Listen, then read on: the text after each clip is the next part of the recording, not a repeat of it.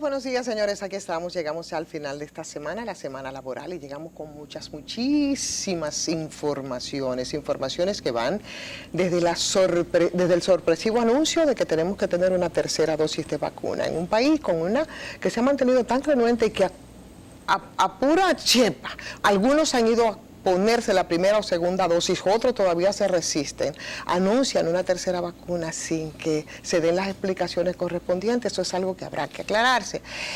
Hay que aclarar también en el día de hoy, como parte del resumen, qué pasó ayer en el aeropuerto con el ex procurador general de la República. 9 horas, no es poca cosa, esperando porque no pudo viajar por muchas razones, todas productos de la especulación.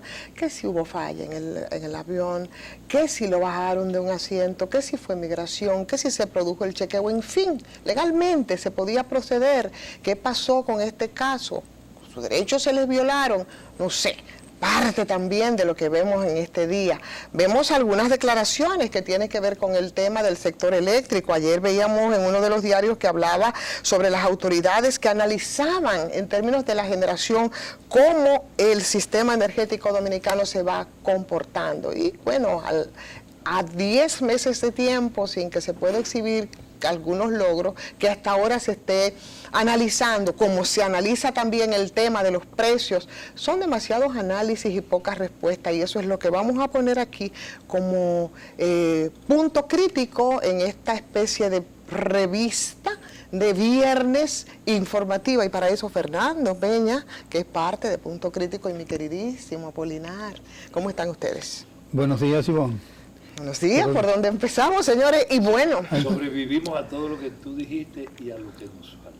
Y yo quiero que comencemos con algo. Ayer nosotros veíamos el primer condenado en este gobierno por este Ministerio Público de gobiernos pasados, y que fue un caso conocido de corrupción, había sido denunciado por Nuria Pierre hace muchísimo tiempo, estaba sobre la mesa, y ayer fue...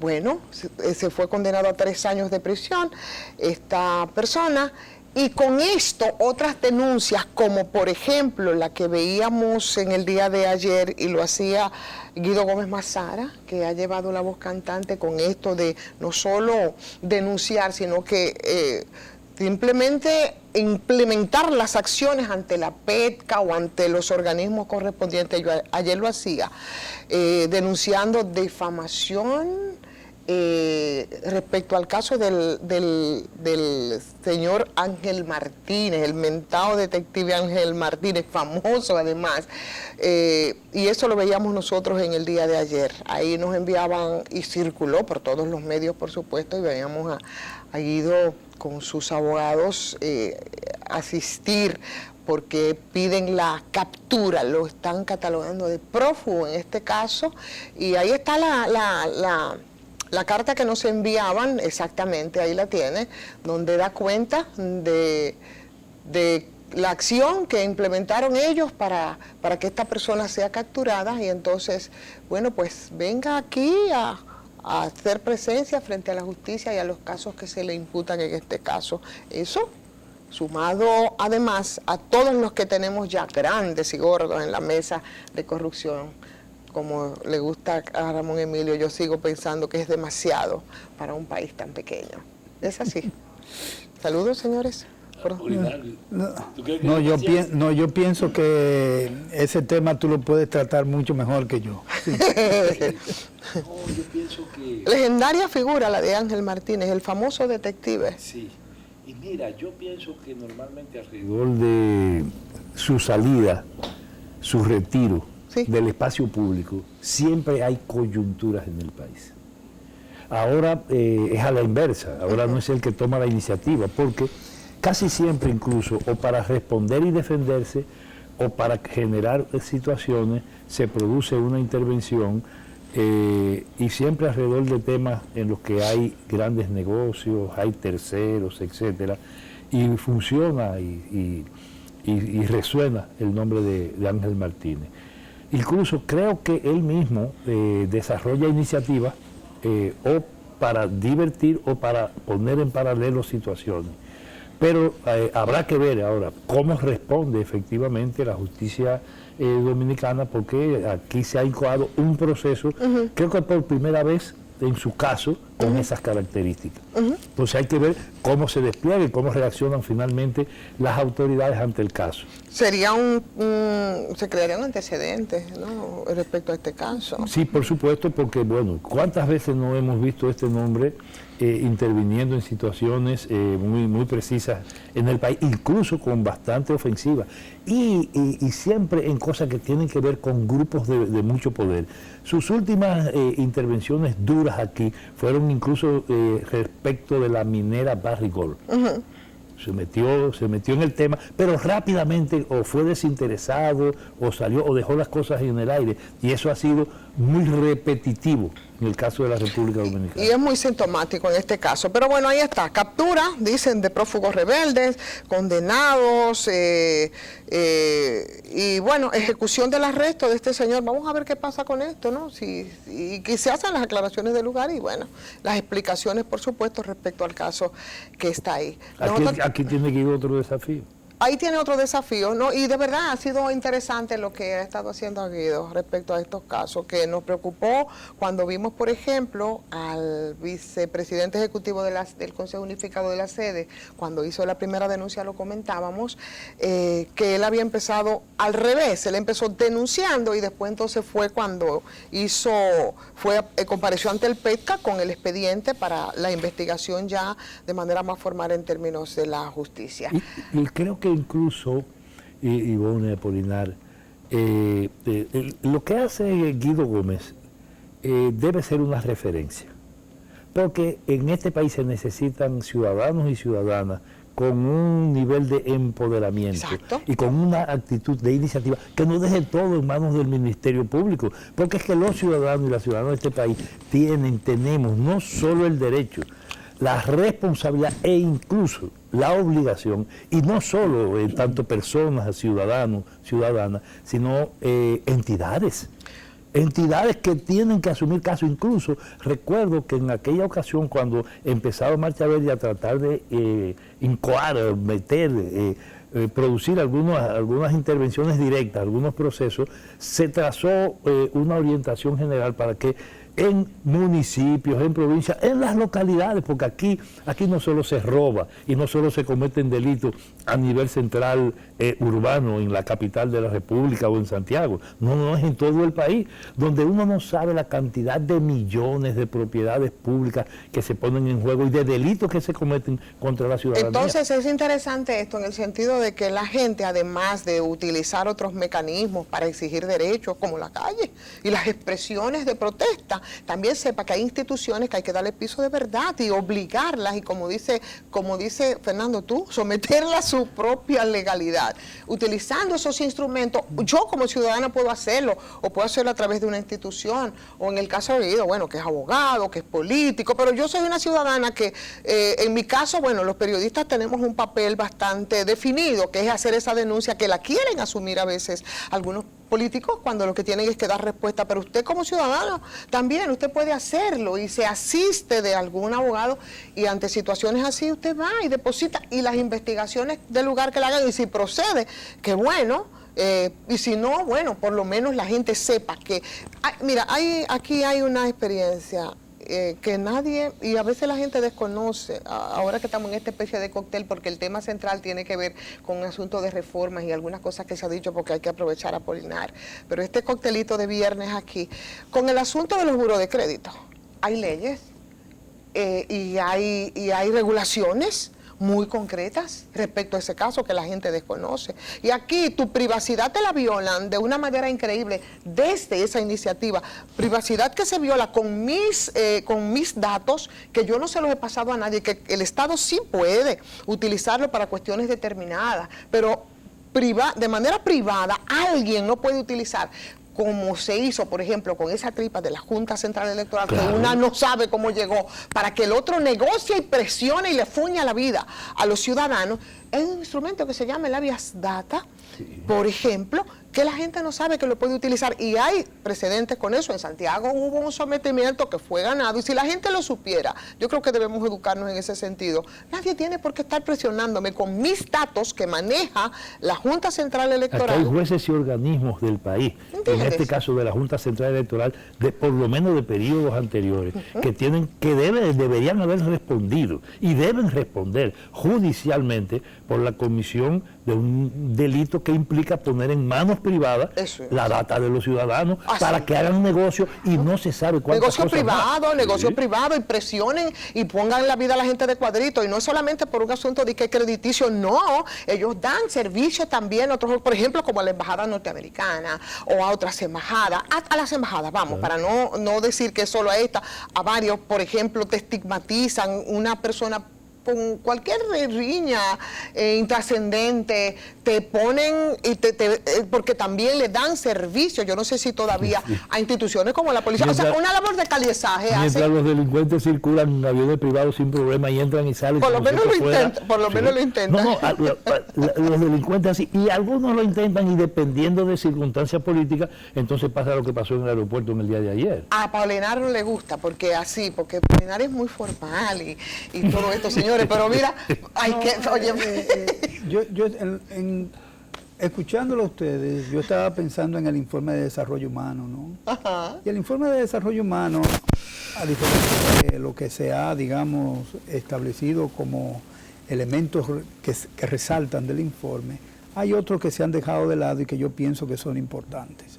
Por ejemplo, la postura en América Latina de los gobiernos y la desigualdad y la pobreza.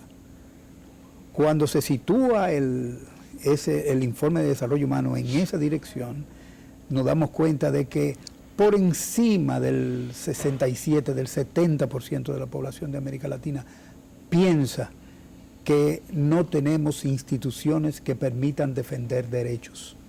Y eso es importante, porque es lo que ustedes están diciendo. Las leyes que hay en la República Dominicana y las leyes que hay en cualquier país capitalista necesariamente sirven para promover la empresa privada. Pero eso significa que en la medida en que promueven, en esa medida también limitan derechos.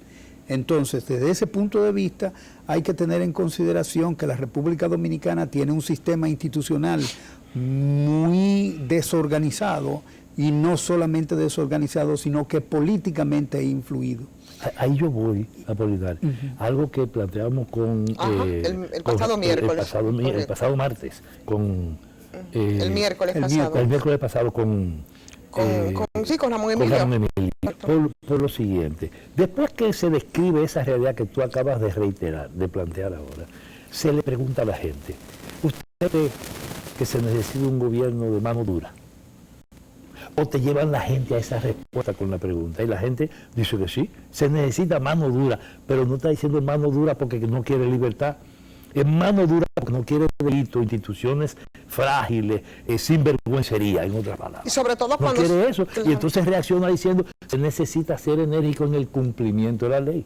Eso es otra cosa, eso no es preferir la dictadura. Entonces quieren presentar no solo a los pueblos latinoamericanos, sino a que en 60 años ha hecho lo que en 115, en 120, América Latina entera, pelear contra la dictadura y todo, en función de la pelea por la libertad, pero no lo quieren presentar como que es una ciudadanía de un pueblo que quiere a la dictadura de Trujillo incluso. Totalmente, sobre todo cuando se ubican en el contexto en el que nosotros nos encontramos, por ejemplo, ahora, en esta coyuntura, donde nosotros salimos de un proceso bastante traumático, donde evidentemente que la situación de los partidos es de mucha fragilidad, sino de gran crisis, ¿no? Donde vemos un liderazgo pulverizado, donde vemos un partido oficial que es producto precisamente de esa gente, por esa desconfianza y por esa falta de instituciones y de credibilidad en el liderazgo, que como instrumento a la mano, porque era lo que había a la mano, el partido, el PRM en este caso,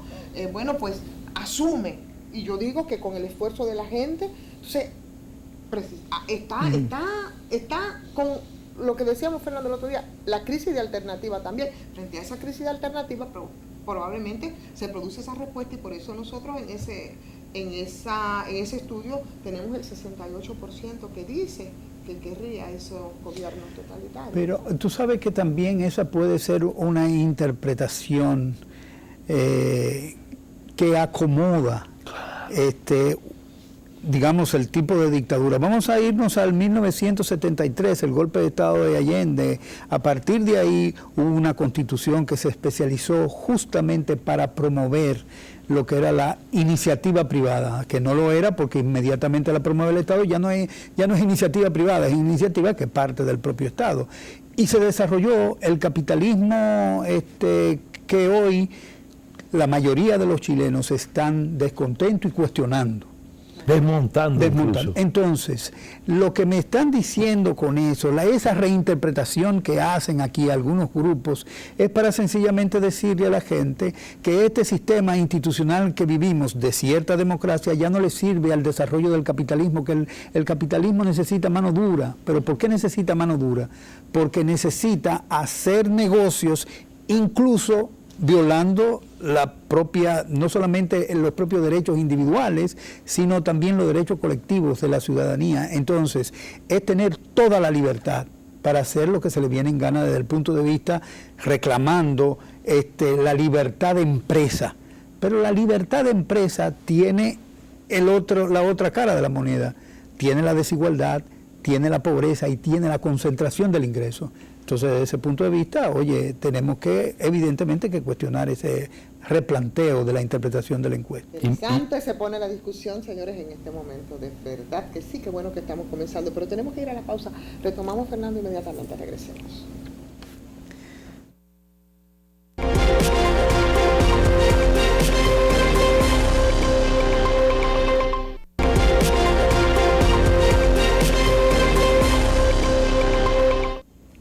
La verdad que en viernes, con todo lo que ha pasado en la semana, uno no sabe cómo estirar el tiempo, ¿no? Con todos los casos. La verdad que no podemos pasar, y yo creo que conectaría perfectamente con lo que están discutiendo.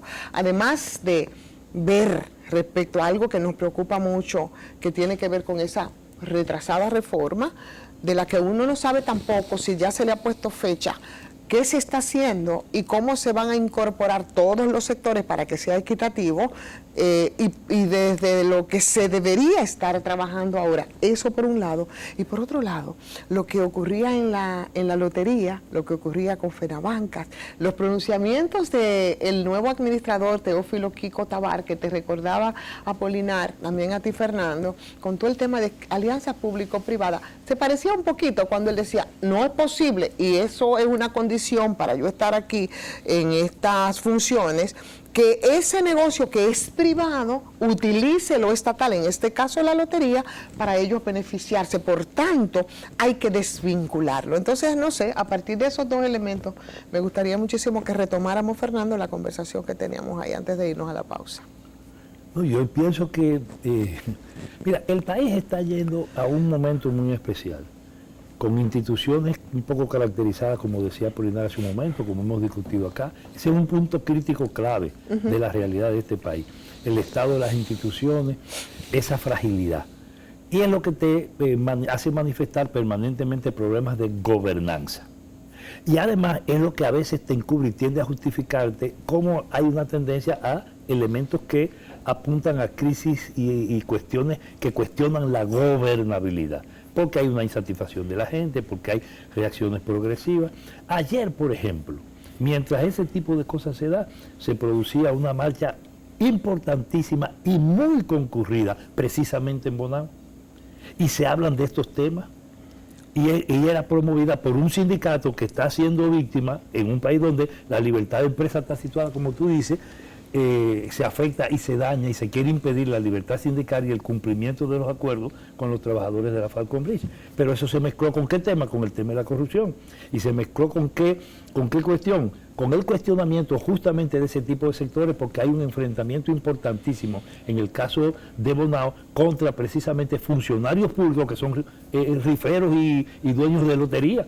El caso precisamente de una entidad que acaba de ser incluso condenada por la Secretaría de Trabajo por violar los derechos de los trabajadores y las trabajadoras, en este caso de las bancas en Bonao. Y ese fenómeno, el mundo de este país, el mundo dominicano, para decirlo de alguna manera, y particularmente el mundo de Bonao, lo asocia precisamente al tema de la Lotería Nacional. Y miren lo que acaba de decir Kiko Tabar. ¿no? Lo que está planteado alrededor de eso. Lo que pasa es que a veces hay cuestiones, y yo lo dije en alguna ocasión acá, hay que ser directo. ¿Qué es lo que ocurre?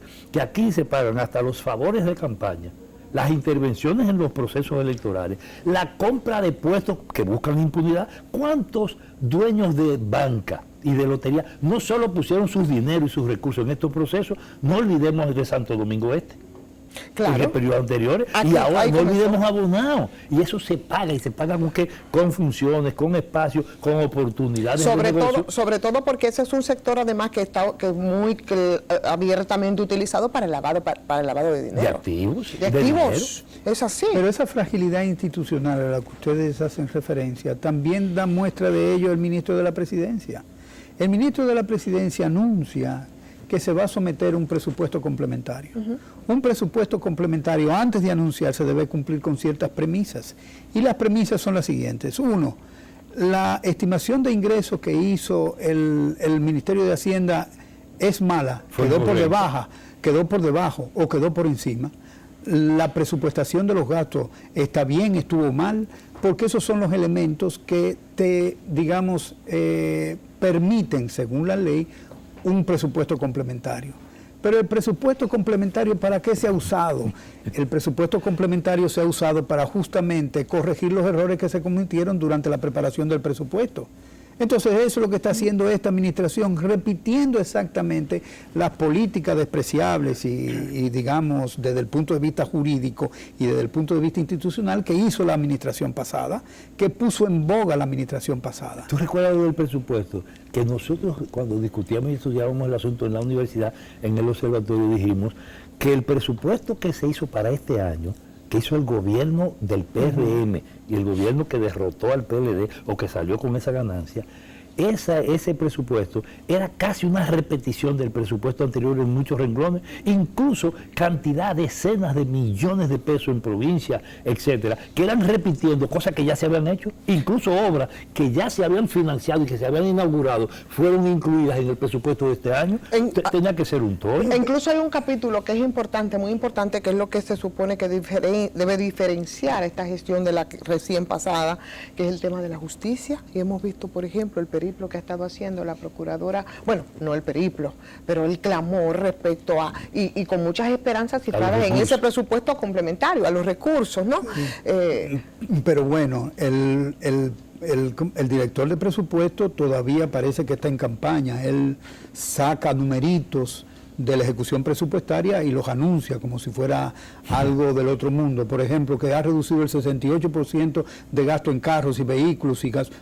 Pero señor, es que esa no es la función. Si usted quiere reducir efectivamente el gasto que es superfluo y racionalizar el gasto, ¿no? Lo primero que tiene que tener es instalar un presupuesto por programas, donde cada institución le diga cuál es el objetivo que tiene y cuáles son las metas que le permiten cumplir con ese objetivo y cuáles son los indicadores que se van a usar para medir la efectividad del gasto. Entonces, eso es calidad y eso es racionalidad del gasto. Pero anunciar que redujo, eso pudo haber sido una mala presupuestación. Ellos presupuestaron mal y ahora necesitan menos, y eso no tiene nada que ver con calidad del gasto. No tiene idea de lo que es calidad del gasto. Esta administración no tiene idea. El otro día en la reunión que hizo el presidente de la República le pidieron al ministro de Hacienda que explicara cómo le estaba reduciendo gastos al gobierno por la compra de una opción para la compra de combustible, de gas, ¿no? Jaime Aristi le hizo una semblanza de que en el 90% de las veces el precio del gas iba a colocar por debajo del precio que ellos estaban apostando que iba a prevalecer, con lo cual el gobierno pierde dinero. Pero eso no lo dijo el ministro de Hacienda. Eso no lo dijo el ministro de Hacienda. Y además tampoco explicó lo que significa comprar una opción para protegerse de un riesgo. Efectivamente, las ideas para hacer políticas económicas tienen que estar claras. No tienen precisión de lo que relaciona eso con el tema de la vacuna para que no, pero déjame decirte algo más que es todavía peor. Se hizo el informe trimestral de presupuesto. En el informe trimestral de presupuesto sale que tenemos 3.800 millones de pesos de superávit. Pero ojo, en ese superávit ellos están metiendo unos gastos que hicieron con deuda pública. ¿Cuáles fueron esos gastos? Sencillamente lo que pagaron de intereses de la deuda pública. Eso no fueron ingresos del gobierno, esos fueron ingresos de deuda. Entonces ellos lo están poniendo ahí y están diciendo que el déficit es de 3.800 millones. Así manejó el PLD con esa manipulación de la información y de la data global, toda la economía del país durante un largo periodo. Yo calculé más o menos cuánto debería ser el déficit del sector público, no del gobierno central, porque esa es otra cuestión de la manipulación que hacen las instituciones públicas, sino del sector público. Y los cálculos que yo tengo tomando el Banco de Reservas, las sedes, la CDE, INDRI, INAPA, etcétera, estamos hablando de 1.667 millones de dólares.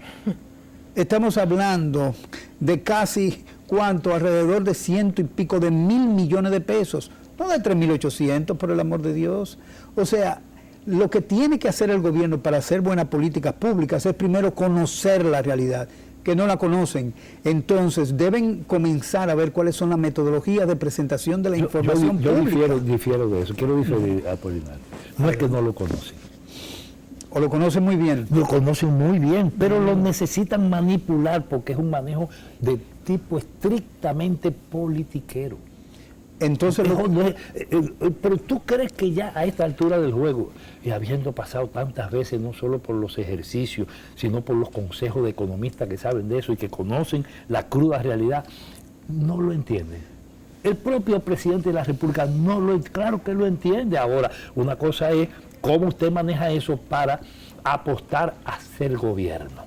Pero Fernando, no hacen mejor política ocultando la información. Bueno, desde tu punto de vista depende a qué se sirva. Porque bueno, aquí la disyuntiva es, yo sirvo a la acumulación de los grupos económicos poderosos, que además son los que dirigen este país, porque aquí no hay fuerza política dirigiendo la nación. Un ejemplo de eso es, por ejemplo, en esa misma reunión del presidente, ahí él termina, bueno, que era para ver el asunto, además de todo eso, de los precios. Y ahí nombró una comisión.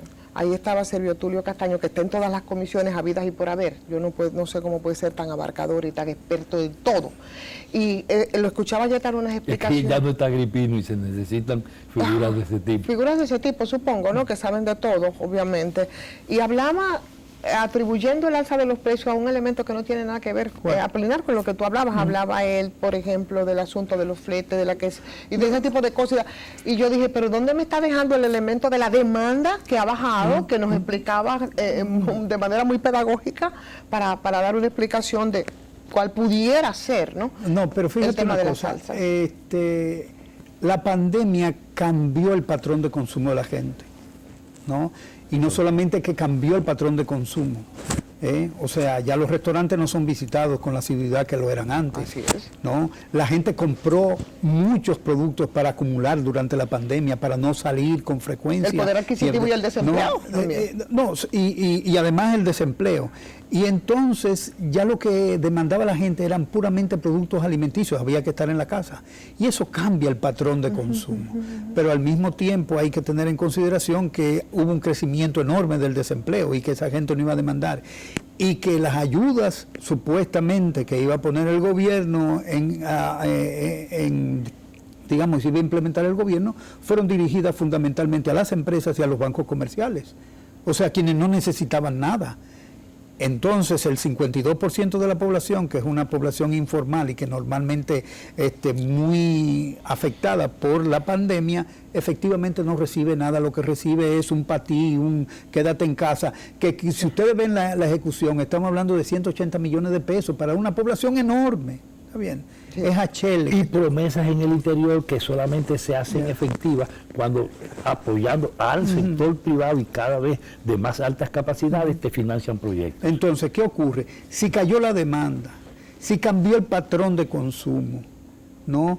Y ese cambio de demanda y ese patrón de consumo lo que hizo fue sencillamente expresarse en una reducción de la demanda agregada. Entonces, ¿cómo es posible que la caída de la demanda presione la oferta? No, no es eso. Lo que ocurre es que nosotros tenemos una economía que pasó de ser una economía mínimamente industrializada a una economía de importaciones. Aquí los grandes negocios son importadores. Rendidas sencillamente a la lógica del servicio. Sí, entonces, ¿qué ocurre? Tipo de cambio, no solamente baja de 57, está en 56, de tal manera que ese no puede ser el objeto que me explique a mí el aumento del... De eso se trata. Sí. No, entonces, cuando vamos a las tasas de interés, las tasas de interés siempre han sido altas aquí, porque la política monetaria del Banco Central lo que apuesta es tener una tasa de interés alta para ver si llegan divisas que le permitan al Banco Central conseguir algunos recursos para apilarlos en las reservas internacionales. Y si no, obliga al gobierno a que coja préstamos internacionales y que le entregue las divisas, porque ese Banco Central no recibe ingresos para ni siquiera tener reservas internacionales. Entonces, si eso es así, ¿de dónde viene el aumento de precios? Subieron los fletes, sí, pero ¿dónde subieron los fletes? Subieron los fletes justamente por un estancamiento que hubo en China, ¿no? Y ahí se produjo un problema serio y los fletes se retrasaron. Y probablemente por esa razón hubo un aumento de fletes. ¿Pero entre quiénes? Bien, entonces, ¿aquí qué es lo que hay? Aquí lo que hay son importaciones y sencillamente la demanda cayó.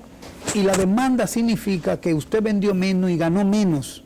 Y eso entonces, no puede ser. Hay que ver si esa gente se conformó con lo menos que iba a ganar.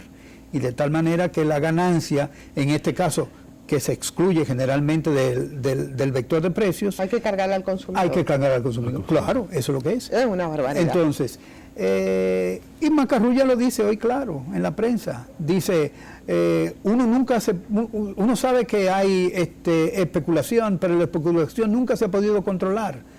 Obviamente nunca se ha podido controlar porque no ha habido ningún gobierno que se haya preocupado por controlar efectivamente la especulación y salvar de ella a toda la gente que consume. Y viniendo de alguien que tiene sus negocios garantizados, no importa. A lo que nada nos cuesta, hagámosle fiesta. Y ese alguien que tiene su negocio garantizado es el secretario de la Presidencia, también es empresario, habló de reforma. Esas reformas le ha puesto fecha y no sabemos qué previamente habría que hacer para que esas reformas fiscales sean equitativas. Yo quiero que me lo expliquen ustedes dos en el análisis que vamos a hacer, pero vamos a hacerlo a la vuelta, Fernando, para que agregues ese elemento y entonces ya aprovechamos esa última parte con eso que realmente yo creo que es bastante interesante. ¿Les parece? Vamos a la pausa.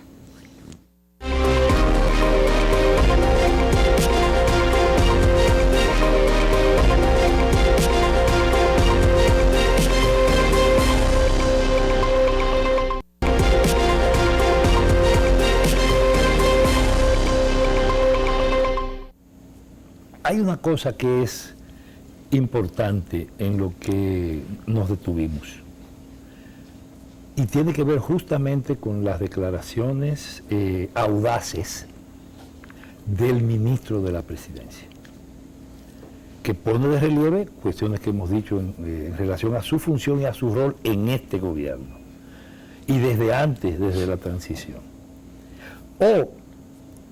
Macarrulla está contradiciendo al presidente de la República en sus referencias sobre el pacto fiscal, que dijo el presidente que no se iba a discutir este año, sino que esa era cuestión del año que viene. Sin fijar fecha. Sin fijar ninguna fecha. O las declaraciones de Macarrulla desdicen y cuestionan, ponen en entredicho las afirmaciones del presidente. Ahí no hay vuelta floja. Yo supongo que aquí hay una profundización de la actitud de Macarrulla cuando hizo lo mismo y llevó al gobierno a otro tipo de actitud cuando el tema del pacto eléctrico, que el presidente había hecho una cosa, él dijo otra, el ministro de Energía y Minas hizo una referencia sobre el tema eléctrico y al otro día, 24 horas después, el presidente tenía un decreto creando el gabinete eléctrico con Macarrulla a la cabeza. Es como si él fuera un poder sobre el poder o especial dentro del poder o del gobierno dentro del gobierno. Y ahora lo está haciendo. O un privatizador del gobierno. Y ahora está haciendo ahí está haciendo lo mismo con el tema del pacto fiscal. Señor, ya usted hizo en enero, para que el pacto fiscal entre en funcionamiento, tiene que producirse su discusión antes de la formulación del presupuesto. Y parece ser que ese es el plan, porque cuando él dice que eso lo van a hacer igualito que hicieron con el pacto eléctrico, que de repente el 25 de febrero pasado ya tenían un pacto eléctrico recogido de lo que había dicho el PLD, de un documento que no era ni siquiera el producto del desenvolvimiento del CEI, del trabajo del CEI, por tanto es irregular, no es legal, no es legítimo, y lo van a hacer igual con el pacto fiscal. Haría un acuerdo fiscal. ¿Qué implica eso? Eso implica preparar un paquete de medidas puesto de común entre el grupo que él representa, que son los grupos monopólicos del país, que son los que de verdad tienen el control efectivo de las políticas económicas y las políticas públicas del gobierno, y no lo que ha dicho el presidente de la República. ¿Cuál de las dos? Mira, yo pienso que ellos están, digamos, en sus respectivas instituciones haciendo el pacto fiscal, ellos. Pero el pacto fiscal encierra partes. Cuando se habla de pacto, se habla de una discusión entre partes. Y hay una ley que crea que rige los pactos. Y en la que nos vamos a poner de acuerdo. Ellos lo pueden hacer.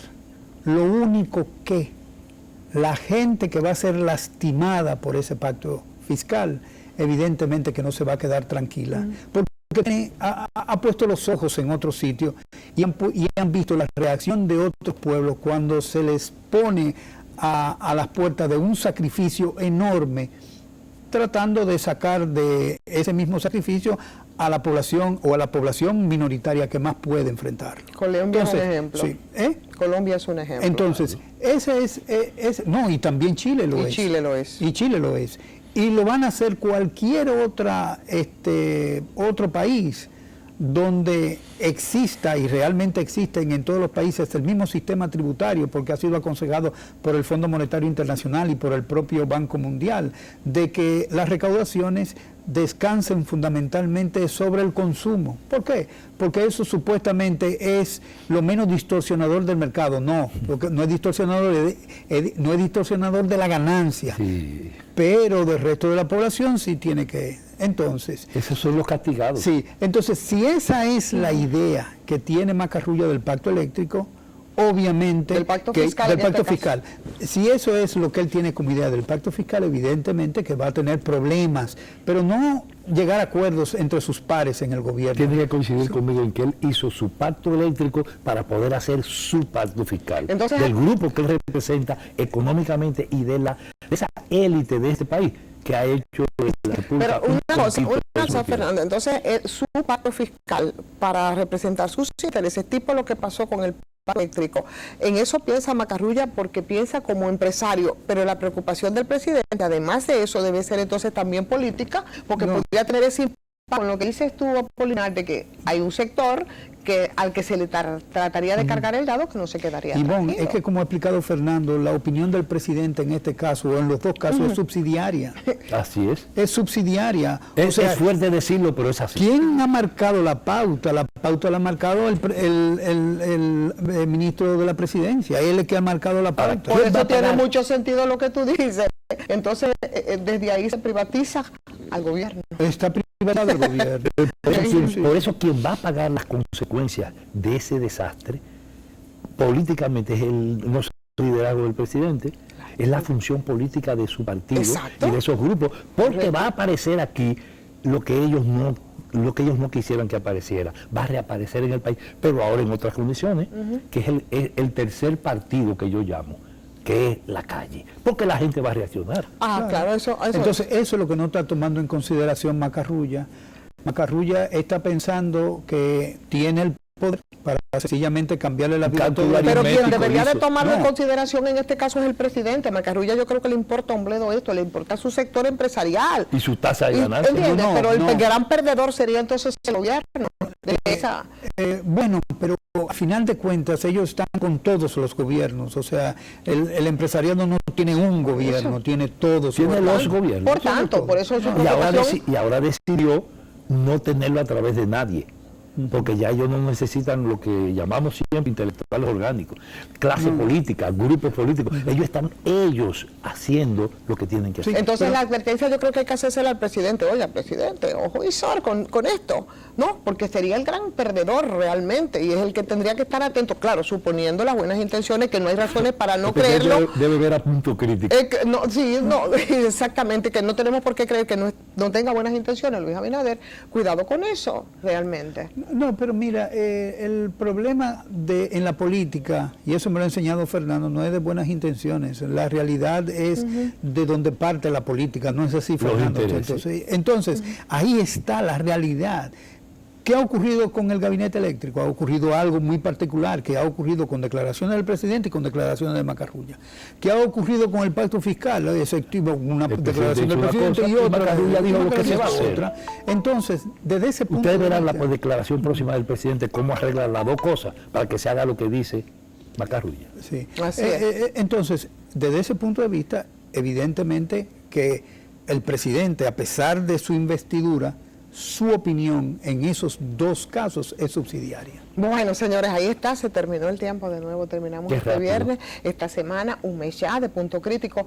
Decirles que usted puede ver en diferido este programa y todos, porque cada día lo subimos a nuestro canal de YouTube, así usted lo busca, Punto Crítico, y entonces puede ver más tranquilamente y más analíticamente estas conversaciones que hacemos aquí en Punto Crítico. Así que gracias, Fernando, también a ti, mi querido Apolinar, a ustedes un muy buen fin de semana.